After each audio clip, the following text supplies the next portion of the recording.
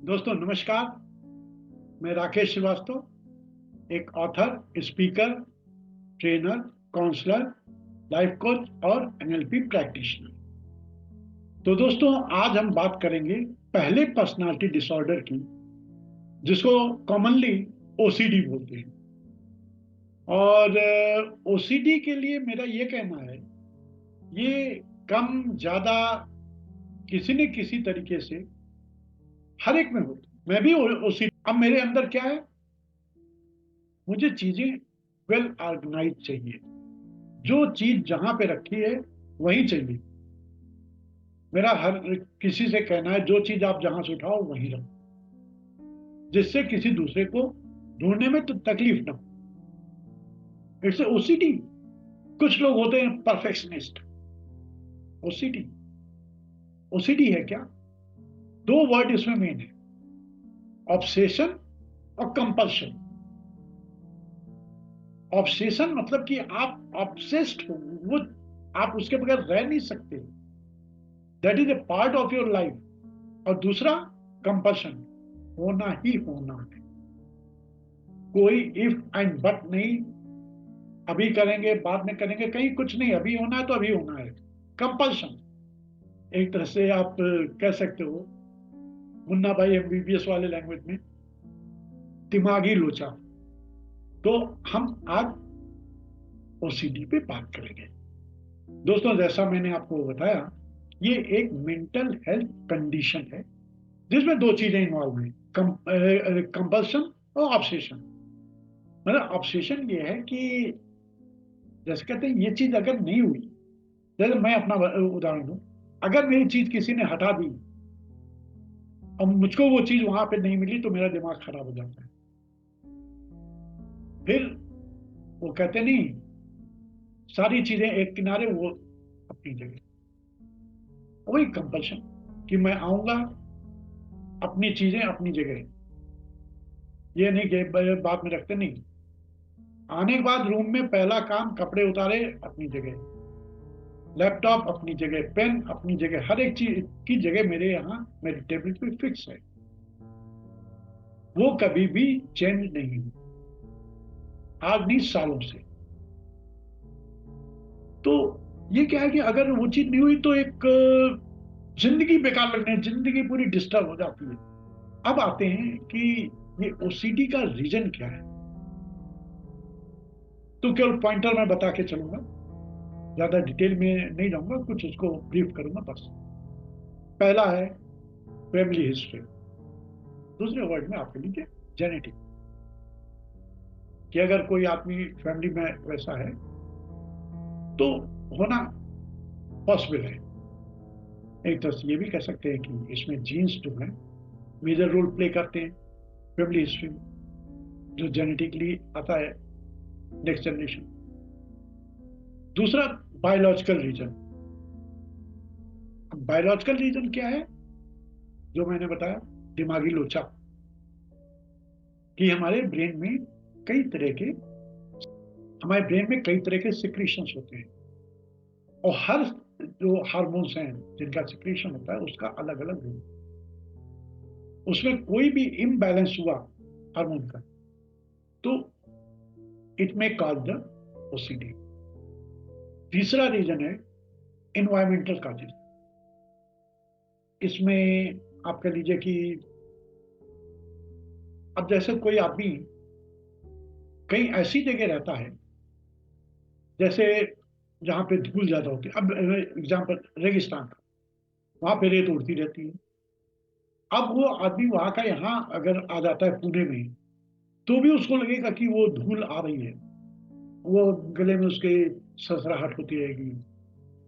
तो वो चेंज होने में उसको टाइम लग जाता है, वो हमेशा उसी इन्वायरमेंट में मेंटली रहता है। अब दोस्तों आते हैं कि ओसीडी के सिम्टम क्या है। तो पहला जो सिम्टम है वो सफाई और हाइजीन, मतलब क्लीनिंग एंड कंटामिनेशन। ऐसे आदमी को हमेशा लगेगा हाथ में गंदगी लगी, जाके बार बार हाथ धोएगा, पैर धोएगा, तो ये एक आप कह लीजिए कि उसको सफाई का वो डस्ट नहीं बर्दाश्त करेगा। अगर डस्ट है रूम में तो उसको एलर्जी हो जाएगी, स्नीजिंग शुरू हो जाएगी, कफिंग हो जाएगी। अब ऐसे लोगों को कहीं किसी से हाथ मिलाए, कई लोगों को आप देखिए वो हाथ मिलाएंगे उसके बाद से पास में रखेंगे ये सैनिटाइजर, हाथ साफ कर लिया। और पर्टिकुलरली ये अपना कोविड के बाद से ये जो पर्सनालिटी डिसऑर्डर है बहुत तेजी से हो रहा है, क्योंकि वो 2-3 साल ऐसा था आदमी मास्क, हाथ में सैनिटाइजर। आज भी आप देखिए कई लोगों को देखिए मेरे घर से बाहर निकलेंगे मास्क लगा के निकलेंगे, उनको लगता है कहीं ऐसा ना हो कि कहीं किसी का इन्फेक्शन जो है वो हमको हो जाए। ऐसे लोगों को हमेशा डर लगा रहेगा, या खाना जो खा रहे हैं ये इसमें हाइजीन कैसा है, खाना खुला हुआ तो नहीं था, बाहर का खाना तो नहीं पसंद करेंगे। इनके दिमाग में हमेशा ये रहेगा कि कहीं ऐसा ना हो जाए, ये ना हो जाए, वो ना हो जाए। जब इनके दिमाग में हमेशा यही भरा रहेगा कि कहीं इसमें फूड पॉइजनिंग ना हो जाए, कहीं कुछ ना हो जाए, चीजों को ढक करके रखेंगे, खुला नहीं रखेंगे, क्योंकि इनको डर बना रहता है। और इनके दिमाग में जो कंपल्शन वाली चीज है वो ये कि भैया इससे दूर रहो। ये कभी आप देखो बाहर में वो चाट वगैरह नहीं खाएंगे, खुले हुए फ्रूट्स नहीं खाएंगे।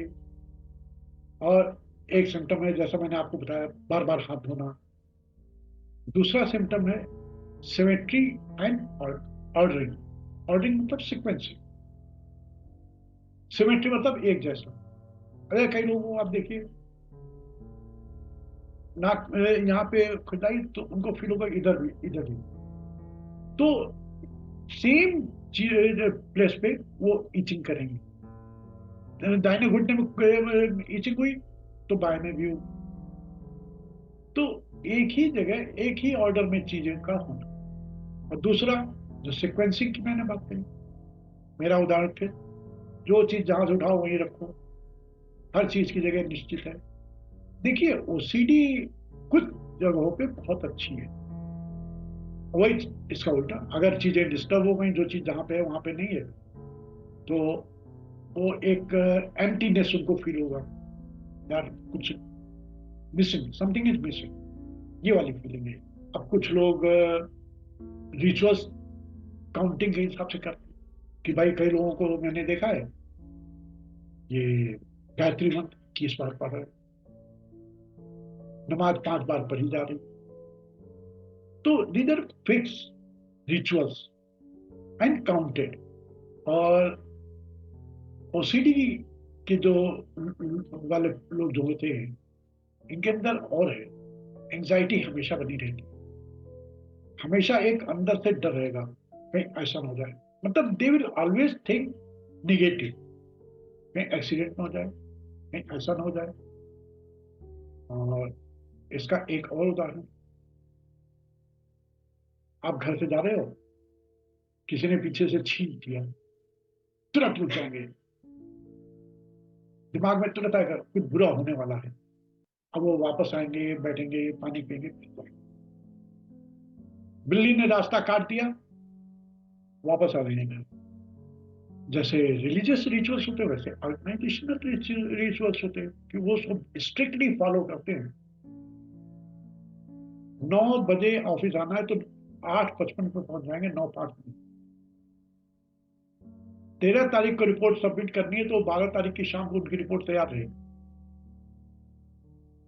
तो दे आर पंक्चुअल, क्योंकि उनके बैक ऑफ द माइंड में हमेशा ये चलता रहेगा, यार अगर टाइम पे नहीं दिया डांट पड़ जाएगी, सब लोगों के सामने मेरी इंसल्ट हो जाएगी, मेरे को बहुत जलील कर देंगे।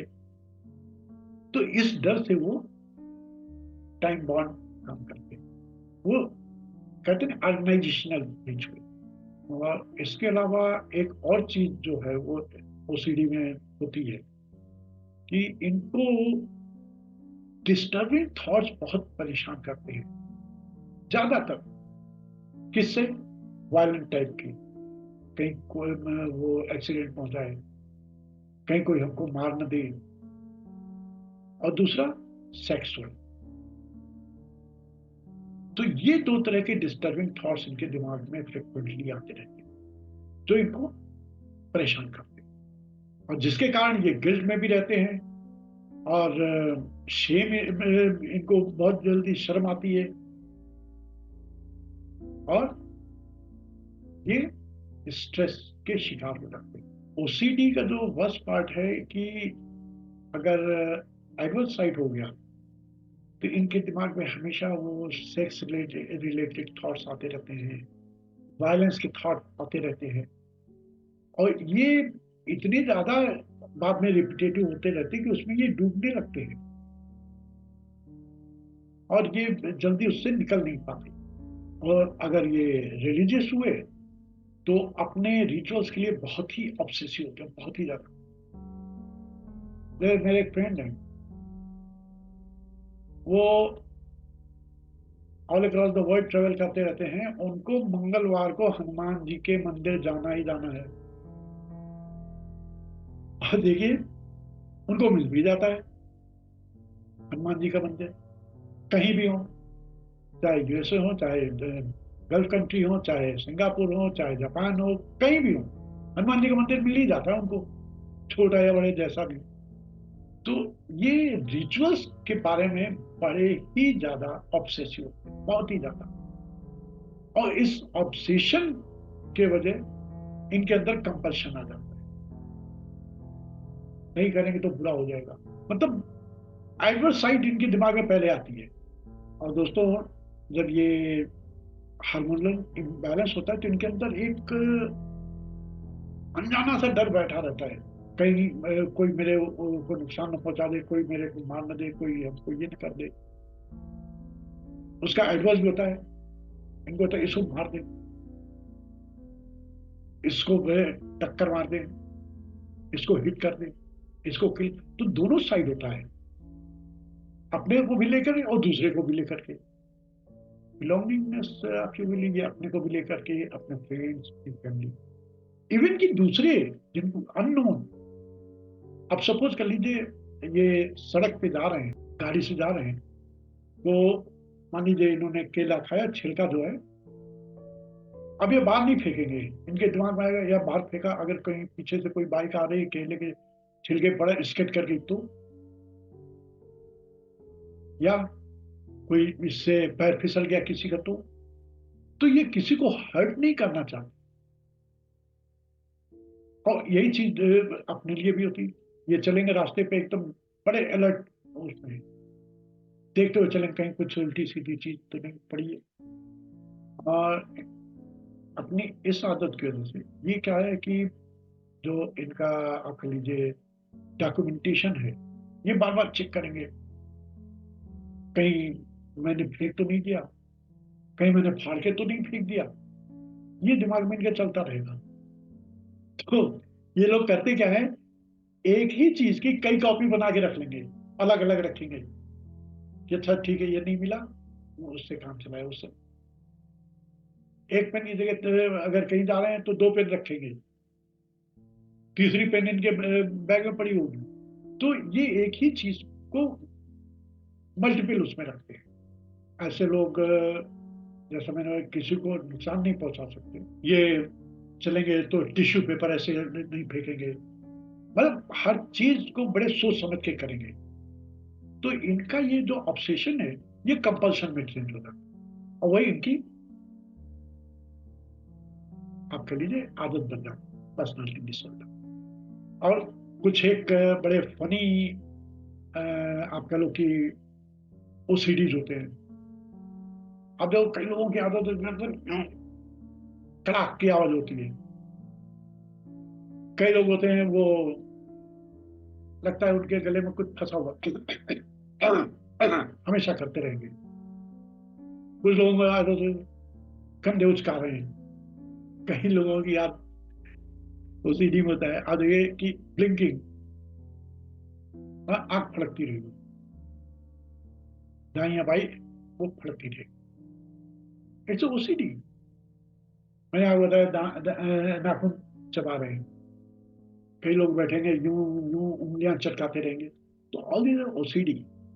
और इनके ट्रीटमेंट का मैंने आपको पिछले एपिसोड में बता दिया कि ये एनएलपी से भी क्योर हो जाएगा, आपका साइकेट्रिस्ट भी करेंगे और हिप्नोसिस से भी। दोस्तों ये हुआ ओसीडी का सिम्टम क्या होता है, कितने तरह का होता है, वो सब डिस्कस किया। अब अगले एपिसोड में बात करेंगे बाइपोलर पर्सनालिटी डिसऑर्डर। तो दोस्तों तब तक के लिए नमस्कार, थैंक यू।